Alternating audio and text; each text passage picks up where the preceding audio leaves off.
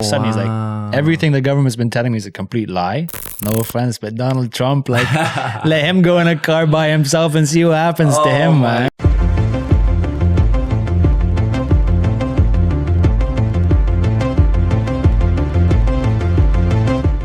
Hello and welcome to Uncut, live from our studio in Dubai. The audio and visual podcast show that gives you exclusive scoop on our guests and hot topics including some of your favorite celebrities. And now, let the fun begin.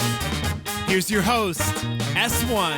Hello, good morning, good afternoon, or good evening, whatever time it is for you. Welcome back to another episode. We are live from our studio here in Dubai today with Max Stanton, better known as MAXOFARABIA, who began to gain a lot of popularity in 2015, known as an American English man who spoke several different dialects of Arabic. Welcome to the show. How are you today? Well, I'm amazing. Thanks for having me. Thank you so much for being here. You know, your story is quite the odd story because it's not a one that we come on, you know, every day. You came from the US to Dubai. When was that? I actually came from Yemen to Sharjah in 2017. Wow. Oh, no, sorry, 2007. 2007. Yeah. And how was that move? Did you already speak Arabic when you were in Yemen? I spoke a little bit, but I was Okay. going to an international school where the Arabic tutelage was like really, really bad. Okay. But I moved here partially because I wanted to stay in the culture and I wanted to learn Arabic properly.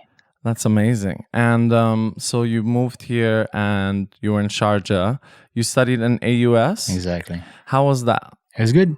It was a good experience? Yeah, it was good. What did you end up studying? I studied marketing. Marketing. Yeah. Okay, that helps with this business. No, it helps now. It's definitely a help. So obviously, Arabic is not a very easy language. How did you learn it, or how did you even? What was the passion to, you know, learn a new language, and what drove you to become so good at it? I don't know. It's like I don't really have a passion for languages. Okay, Like when I was a kid, my parents tried to make me speak French, and I hated it. I didn't work out. took German classes, hated it. Okay, But it was something that I was kind of doing for myself, and like I have obviously a lot of Arab friends, and Right. it's I don't know, it's kind of it opens a lot of doors, I think. right. Like you can get things that you wouldn't otherwise understand. Okay, So what would be a good example of that? of doors it opens? Yeah.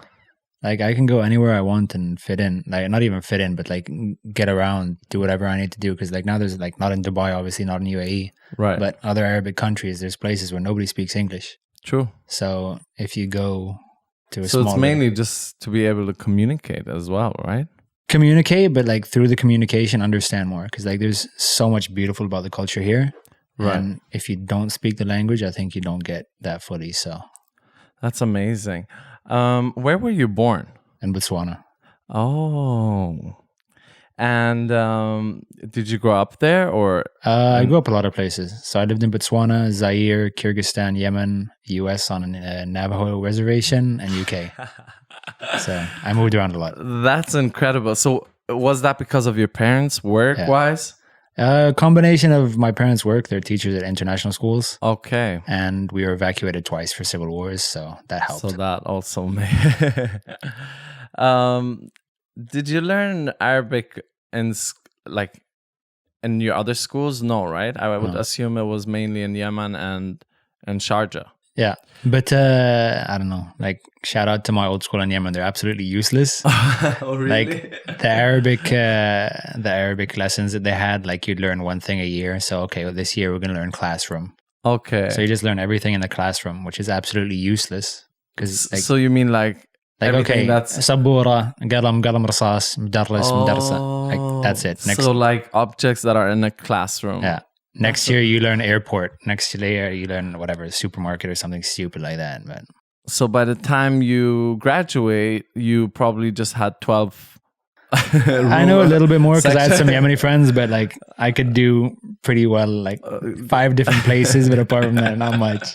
That's crazy. So if you ended up somewhere that's not in a classroom, or if you only studied in school, you wouldn't have learned much. Yeah. Well, AUS, I hope, was different. AUS was excellent, not on Arabic language. Like I learned it from my friends in practice. And were they not from classes? A lot of local friends that you had, or so Emiratis, right? Emiratis, Saudis, Yemenis mainly. So the accents are hard to like. For me, I speak a mix because obviously I'm not originally Arabic either, but I speak Arabic because of my friends. When I had local friends, growing up, I was more local. But then I started having Lebanese friends, and so it became. So they ruined your Arabic. Yeah, so I kept switching. So now I'm like a little mixture of everything. But you know how to like. I can swap decently between like Emirati and Yemeni. Okay. I try another accents, but like everybody's like, "Oh, Max, speak Lebanese." Like my Lebanese supposedly sounds Syrian. Oh, so really? I don't do that. Okay, but you can hear the difference? No, completely. You can? Yeah. That's amazing. Yeah. Can you read and write? I can.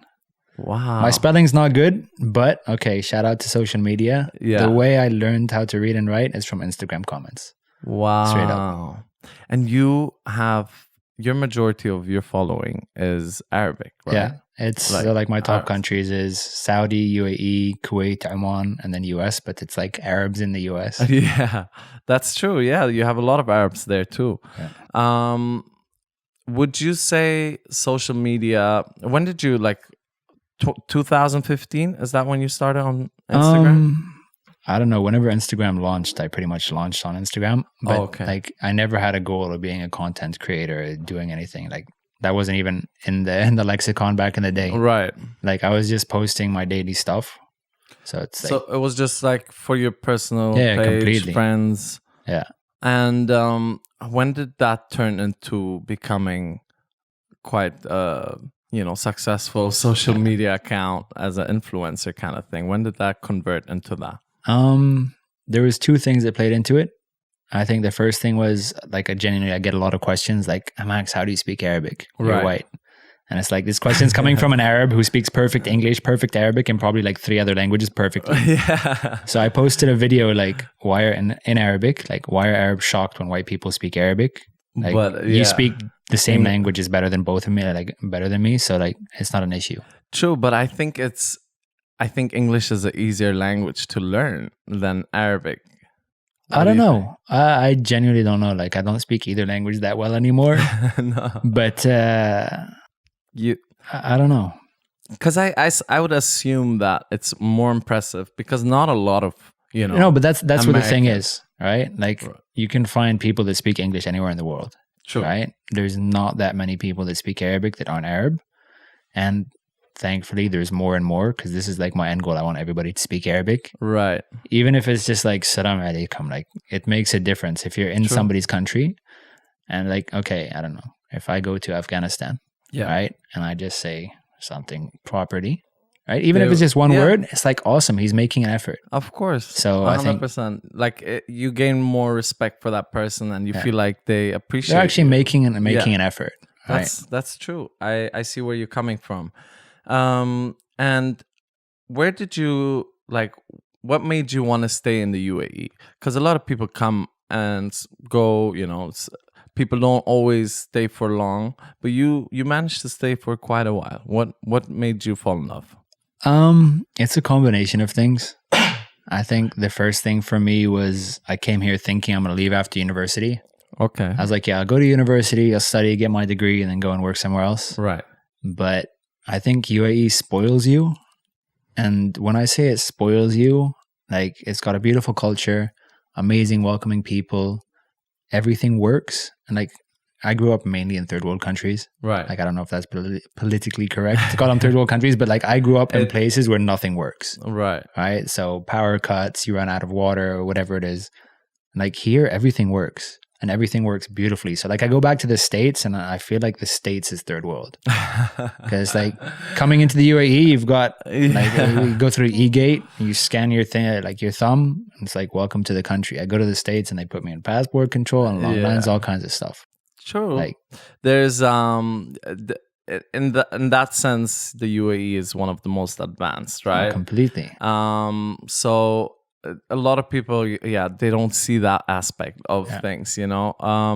But 100%, I agree. Like even for me, for personally, like when I drive my car here, it's like you don't feel a thing, you know. Like the roads are so. Go to New smooth. York, man. You feel like you're off-roading on the highway. You know, in LA, it's the same thing. You have huge Potholes. like, yeah, and I'm like, can't they fix that? Isn't that something, you know? But it's true. You have a point. But I think also, if I can interrupt, sorry, like one beautiful thing about UAE, like, okay, this is the year of tasammuh. What's tasammuh in English? It's not forgiveness. It is tolerance. Yeah, year of tolerance, right? Yes. But like, this is something that's been in the UAE for decades. Right. There's 200 plus nationalities here. True. Right? And like, okay, if you look at you, where are your friends from? You've got friends from everywhere. Everywhere. Right? And people that are here, 99%, regardless of where they are on the socioeconomics like ladder or whatever, everybody knows what's going on in the world. True. Right? And even if they're not that educated, like formally educated, they're still in touch with world issues and all this stuff. Right. And that's something that I feel is missing back home in the States. Like, I've grown up internationally all my life. Right. So everywhere I've been, people know what's happening in the world. You go to the States and I feel there's not that. So that's something that I need here. Yeah. And how important did you think traveling played in that? Like how important was traveling in that? Because I think traveling opens you to understand cultures and learn more, because especially a lot of people in the US sometimes don't even leave their own state, right? Yeah. So do you think that plays a big role? I think like when I was a kid, I hated the fact that we moved around. Like the longest I'd ever lived in a single place was something like 3 years. Oh, wow. And I hated it. But now I feel it's my biggest blessing because you can throw me anywhere. I'm chill. You're okay. Yeah. And you'll adapt easily, right? Exactly. Where does your family live? Is your family here with you? I'm here alone. Okay. My sister is based in London, but she's currently in Dubai. Okay. My dad just retired from Vietnam. Oh, he was in Vietnam, so now he's taking like a road trip back to the States from Vietnam. Okay. My mom was in Italy, but just moved to India. So you guys are scattered around. Globalized. So how do you do it? Do you see each other at all, or is it something that you kind of plan like a meet or like, you know, a group meeting? Or at some Combination. Combination. Like it depends on everybody's schedules and stuff. Right. But my mom's a principal, so she gets good vacations. Okay. So normally it's like, okay, mom, come visit me. I'll take you somewhere. And Okay. then see if my sister tags along, or we go and visit my dad separately. Did you manage to teach them a little Arabic, or? My sister knows how to swear. Okay. The bad words come in first, There right? Okay. What did you learn from? What's the most useful thing that you learned from all this, like traveling, living in different countries? What's something that you would teach someone else? I don't know if it's something I can teach somebody else, but I think by far the most important thing is like that everybody's exactly the same. Right. Like it doesn't matter what color you are, what you believe in, where you're from, where you've been. Everybody's the same. We have the same fears. We have the same dreams. We have the same everything. True. So like you can go and you can find somebody that's a billionaire somewhere, and you can find somebody that's living on the streets. If you go down deep enough, like they're the same person. Where did you get the name Max of Arabia from? Because Max is your name, obviously. Yeah. But why of Arabia? Pretty much because people started calling me that. Like when I first launched my Instagram, it was just my name. It was Max Stanton. Okay. And It was too American. no, I wish no, but Like, people let's started add calling Arabia to your name. No, because I was doing a lot of posts in Arabic, and everybody was like Lawrence of Arabia, Max of Arabia. Oh, that's cool. Yeah. And you turned this name into a brand now. Semi.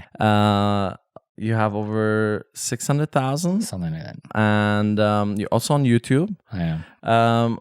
What do you think contributed to your success Initially, initially? it was the shock of seeing a white guy speak Arabic almost flawlessly.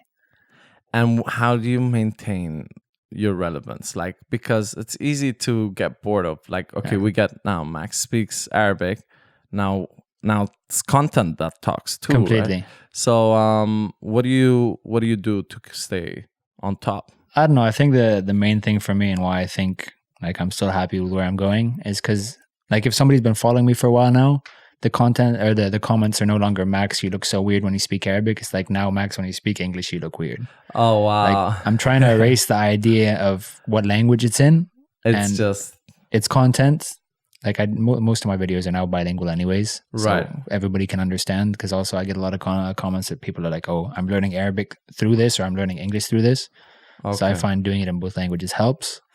But yeah, like as soon as people start saying like, stop commenting on that. And like, okay, like to be honest, when I first started, I did 3 or 4 videos, like surprising people like, oh, I speak Arabic. Oh, funny. Right. But like there's people that still do that. Right. And it's not funny. Like it was funny 5 years ago. Now it's like, okay, moving on. Let's do something worthwhile. Right. And do you have any businesses here that you run? I do. You had a cap. Is that your brand you're wearing right now? Yeah. Nice. So is that one of your businesses? How did that start? Okay. This actually ties into how Instagram happened. Right. Because this is my second hat brand that I launched. I had one with a business partner. And when we were launching, we were giving stuff to the influencers at the time, whatever you're going to call them. Yeah. Like 20K plus was like a god to us at the time. Oh my God. And you'd give somebody a hat and they'd give you like 3-4 posts. Like, thank you so much for the hat. It's so amazing. This is my hat. This is my hat.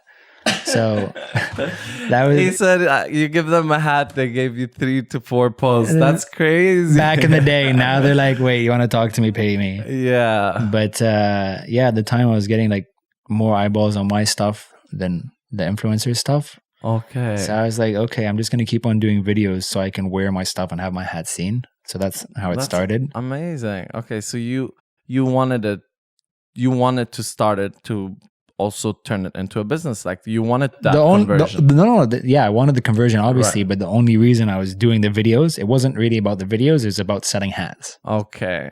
So. Yeah. And it worked. Yeah. That's amazing. That was good. Do you do anything other than that? Do you have other businesses here? So I've got the hat brand, and like we do hoodies and t-shirts and stuff too. Okay, cool. And I'm actually almost launched a travel business with a friend. Oh, nice. So my business partner, she's a Lebanese girl called Tima Derian, and she's the first Lebanese woman to summit Everest. Oh. So she's a pretty hardcore climber, mountaineer, athlete. Wow. And I'm like the kind of chill side of it. I just want to go camp on a beach and go fishing and stuff. You're like, I'll watch you do that. Exactly. You do the hikes, I'll do the fishing, I'll do the chilling. That's amazing. Yeah. So you guys, makes sense. She likes to travel, I guess, too. Yeah. And you guys are opening up a travel agency kind of thing, or? It's mainly like small group trips. Okay. So like the first trip that we've advertised, we're doing Socotra. Oh, nice. Which, have you heard of it? I heard of it. Okay. It's towards, what area was it? It's next to Somalia, but it belongs to Yemen. Yeah. But it is... Is it? Beautiful. Like it's nuts. I wanna go visit it. I'll show you some pictures. You're gonna go nuts. If you're down with camping, like you should come. I would love to. I love adventures, by the way, and your name sounds very adventurous. MAXOFARABIA. Sounds like a burger at McDonald's. A few years ago, you talked about a project which was to invite Westerns to the UAE and other Gulf countries to learn more about real culture and history. Yeah. What happened to that? I'm doing it, but on like a very personal level, not a business level. Okay. And basically what I do is I've got like a large network of people that come and visit. Okay. So whenever somebody comes from outside, I try to make sure I give them at least one full day of my time and show them what to me is real Dubai, real UAE. Wow. So if they want to go to the desert, we go out with like a bunch of the guys that normally go to the desert, as opposed to like a fat old retired belly dancer and a camel that doesn't want to carry another fat tourist and a guy that doesn't really want to be driving. Okay. Like take them to, I don't know, a study, or take them to something that's like real Dubai. Then what would you say like is real Dubai? Would you take them more to the Deira sides or Creek side or older sites, or I think a museum? I'll take them anywhere that's not Burj Khalifa, Burj Al Arab, that type of stuff, because like, they can do that by themselves. It's in every guidebook, whatever. Right. But if I can show them like whatever, if I'm taking them to like, there's this place called Wad Flight, okay, which is it's a Falcon Center. Oh, And nice. So they can learn about the traditional falconing, right? Which is not something you'd normally do. No. And it's not taking a picture with a sick falcon in the mall. Like it's Right. actually getting involved and learning stuff from guys that know their stuff. That's awesome. That, going to the desert, going fishing, going to a restaurant, like eating actually Emirati food. Right. Because like I'm a big foodie. Like it doesn't show like I'm quite fat. I love food. Okay, that's awesome. And people come in, they're like, oh yeah, no, I've had the Emirati food. I've had the Arabic food. I've had some hummus. It's like, no, bro, like that's not Emirati. You want Emirati food? Like we'll hook you up, right? Yeah. Like, even like Bikers Cafe has an excellent Emirati breakfast for anybody that comes. So take them there. Show them around. Exactly. That's awesome. So talking about like, what do you do personally in your spare time? Does that mean you don't hit the malls, or you still hit the malls? Or I've been Not to a the big mall fan? maybe like 5 times in 2019. Like I don't like malls. are you serious? Yeah. So who does the shopping? He's like, I go to Spinneys and buy my stuff and then go home quickly. okay. No, like, I don't know. The malls here are beautiful, right? And if Right. you want to walk around when the weather outside is terrible, it's a good idea. But just like walking around and people watching, It's not really that. What do? Do you go out, barbecue, deserts, Yeah. camp? I spend a lot of time outside. Outside. Yeah. Do you like the ocean? I love the ocean. Yeah. Yeah. I wanted to ask you if you. There's a lot of the number one question that comes up online on your social media is what is your religious status? Yeah. And you seem to avoid that question. Completely. Why is that? Because to be honest, I think it takes away from the message I'm trying to give. Okay. Right? Like I worked 4 years in corporate. And when I decided, okay, I'm going to try to pursue social media kind of careerish, Right. I wanted to kind of stand for something. And I feel that, okay, if I talk on religion, then no matter what it is, people are going to be like, oh yeah, you're only doing this because this is what you believe. Like, okay, for instance, Okay. if people say, okay, Max is Muslim, he only likes Arabs because he's Muslim, Okay. right? Or And if you Max wanna is this, avoid he that. only wants this because he's... So if it's good or bad, people will blame what I do on my religion, that. right? Like Right. people are very imperfect, Yeah. right? I'm not, whatever I follow, I'm not perfect in any Right. way. And that's the same for anyone. So I True. don't want people to associate my faults or what I do well With with the religion. exactly. Which is I respect that totally, because it makes sense. You don't want to be also you don't want people to come at you and saying, oh, let's say you are a Muslim and you did XYZ, now you're a bad representation. Or if you did something positive, like you said, which makes sense. But do you think it would have maybe benefited you more or less, or hurt you more if you did share it? I think it'd be positive. It would I be think like I'm blessed to say this, but my audience are like, at least my followers are very, very good people. As That's a general, amazing. like I've blocked probably 10,000 people. Are if you not more. serious? I block and report spam on a daily basis. Oh wow! Yeah. So you have to deal. What kind of hatred is this? Because It's not even just for me, right? Like it's culture. it's or whatever it is. Like if somebody comes in and they're trashing people unnecessarily, like I don't need that negativity, yeah. right? So and even sometimes like I'm blocking people that are defending me, because it's like, listen, like there's a way to talk to people, and I don't want people swearing on my page. Right. I don't want people fighting and insulting other people. It's like, listen, like calm it down, yeah.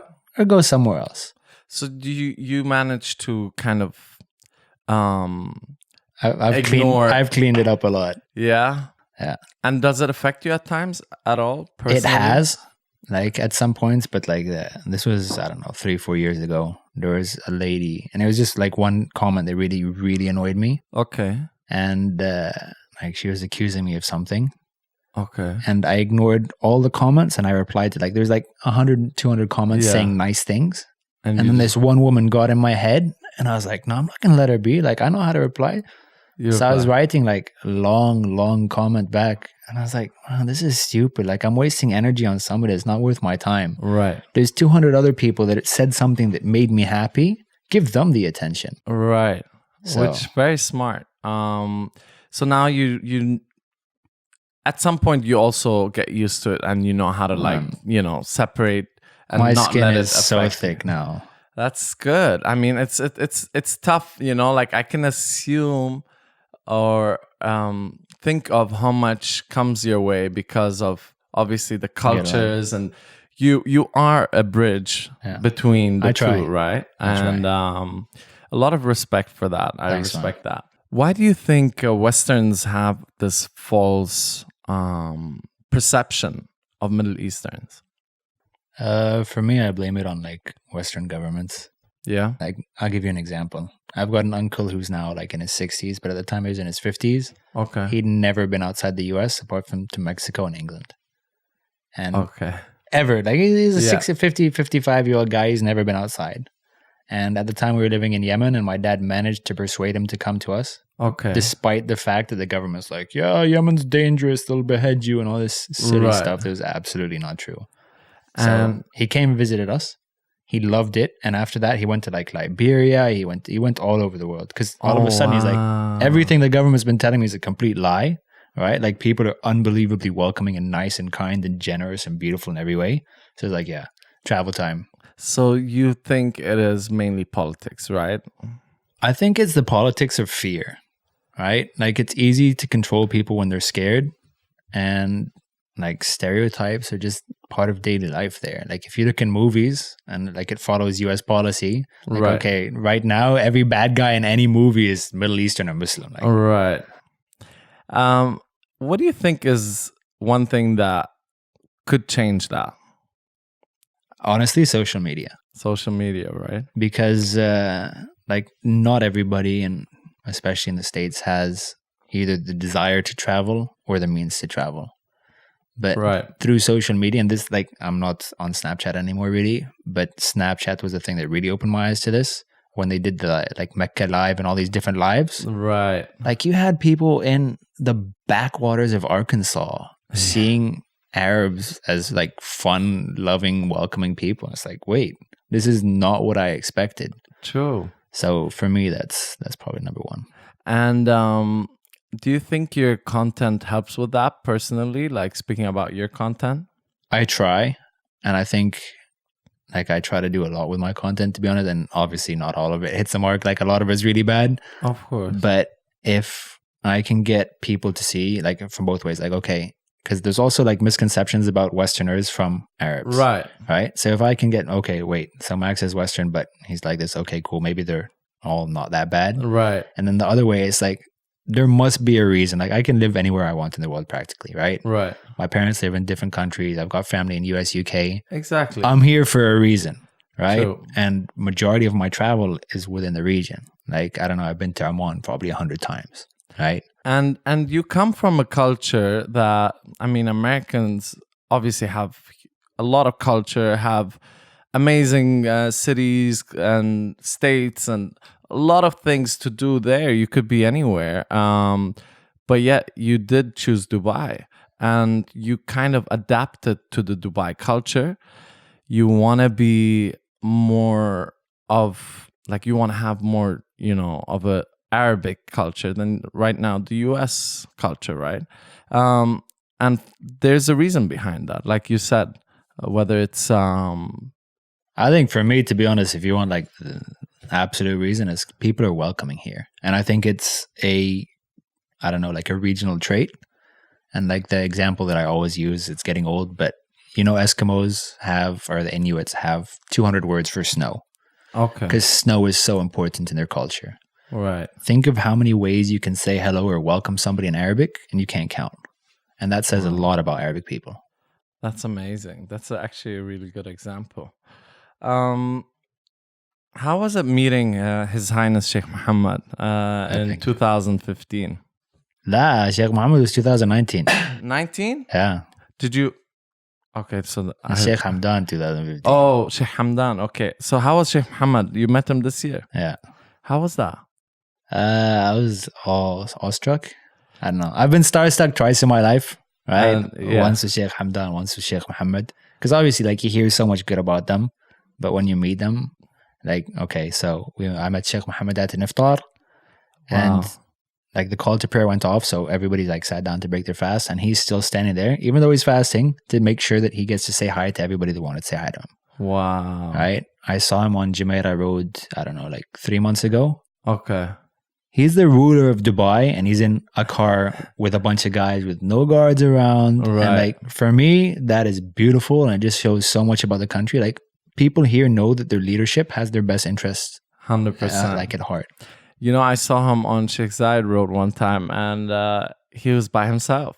I was like, okay, wait, that's number one. Wait, he's okay. Yeah. I was like, wow, this is such an incredible image to just watch, because that's the ruler of, your country and that you're living in, and he's so humble and down to earth. Yeah, and so loved, right? Like, no offense, but Donald Trump, like, let him go in a car by himself and see what happens to him, man. Oh my God. Like, I think it's when you're doing a lot of good for a lot of people, the love shows. So that's a blessing for us.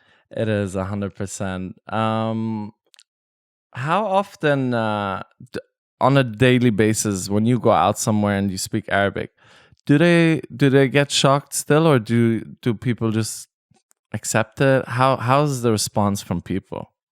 If you don't know me, it's shocking, right? Because man, I'm like the most white person you've ever seen. Unfortunately, like this is my biggest flaw. I've got a genetic defect that I'm like glow in the dark. No, but we have Arabs that look similar to you. Like they have white. They don't get as sunburned as me, bro. Like, yeah. I can get burned by the moon. Like I'm glow in the dark. Oh my God. You also, I saw a video with you and Miriam Faris. Yeah. And she couldn't believe it. No, she was shocked. How was that experience? Oh, it was good. I was going to an event in Lane, and I was like, oh, Miriam Faris is here. Like, I want to meet her. And I spent like 30, 40 minutes talking loudly in English, right? To make sure that she sees. Because like she was talking to other people and she was busy. So I'm waiting in the background like for my turn. So I was speaking as American as I could sound, like just setting the stage for this. And I was like, he's like, as American. Exactly. It's like, I'm coming for you, Maria. I'm coming for you. And then she was shocked. She was pretty shocked. That's amazing. We're going to play a little game. Okay. It's 2 truth, 1 lie. Okay. So you have to guess which is the lie.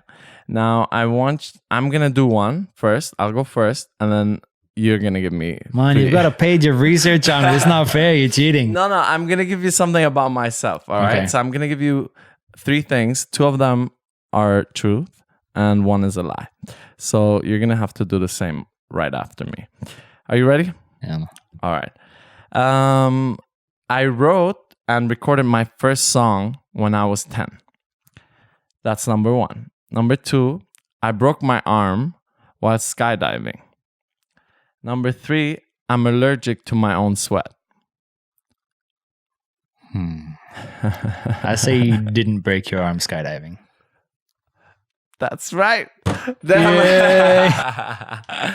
That's right. Good one. You got it. Hit me with 3. Let's go. Okay, let's think about this. So 2 truths and 1 lie? Yes. Okay, wait. Make sure the facial expression. Man, no way. I've got a poker face. No, but you should have told me about this before so I could think of. I know. Okay. So I was almost born in the back of a car. Okay. I've been shot at. Okay. He's looking at my facial expressions and his facial expressions are changing. Yeah. And I'm a vegetarian. Almost born in a car. In a car. I'm a vegetarian, and I've been shot at. I'm going to say you haven't been shot at. I'm not a vegetarian. Are you serious? Come on, man. I live in the Middle East. I can't eat meat. Are you kidding me? Oh, my God. Yeah. That's crazy. Where did that happen? I'm not going to say because it's going to reflect badly on the country. Okay. I can... see, now we're playing guessing because now my head is like... Vegetarian, really? You think... Bro, like I was... Man. You know how many vegetarians there are out here right now? That's like, their problem though. I know. They're missing out, to be honest. There you go. Respect to all the vegetarians and everyone. Even vegans? Vegans... Bro, you're going to start a big... I don't want to start it because respect to everybody, even if you don't want to eat food. Yes, exactly. All right. Tell me one thing you want to do. What's on your bucket list that you want to do like ASAP? Have kids. Have kids. Yeah. And what is your relationship status right now? I can't have kids. You can't have kids. No, because you need to have a wife to have kids. No? Okay, so you're single. Yeah. Ready to mingle? No, man. Why? You have to be out there for people to... I'm antisocial. Are you? Extremely. Are you a shy person in general? I'm not shy. I just don't like people. You just don't like people. Yeah. I don't know, like if I came in here and there's 50 people, I'd be uncomfortable. Like I'm here with you and I'm super chill. Right. So it's more of like the unknown. Basically, like... I just don't like lots of people.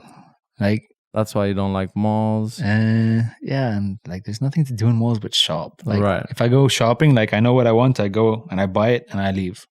True. So do you think getting married is something that's probably easier here than in the US? Or harder? For who? For you. I think wherever I am, getting married's hard. Because like I don't really fit anywhere. Why? Like look at me. Like what's wrong with you? It's not about what's wrong with me, but like I'm too Arab to be American and I'm too American to be Arab in a way. But do you think that there's more people like you out here? I think there's a lot of people. If anywhere, I think you would find it easier here. Okay, but what if I don't want somebody that's like me? What if you want somebody that's the opposite? That's generally how people are, right? Opposites attract. Yeah, my bad on that one. Well, Max, it was awesome having you on the show. Thanks for having me, man. Thank you so much. Whenever you want, pass by, drop by. We'll have another chat. Next time we might do it in Arabic. Sounds good. Say something in Arabic to your Arabic followers. ما أعرف شو أقول. يتكلم عربي أحسن عني. لا والله. But thank you so much. Honestly, it was a pleasure having you. And yeah, guys, if you're listening to the audio only, please make sure you check out the visuals on YouTube. And make sure you follow Max of Arabia on his social media. Do it. And stay tuned. We got more awesome videos coming up. Also, another thing, on my next video, I'm actually going to be answering a few questions of yours. So make sure you comment down below with, I'm going to have a Q&A. So make sure you comment down and tell me, ask any questions about myself, about the show, about a guest I had, anything you guys want. And I'll be answering them soon. Stay tuned and see you in the next episode. Bye. No like, comment, subscribe. Like, comment, subscribe. My man got my back. There you go, man. Thank you, bro. Thank you.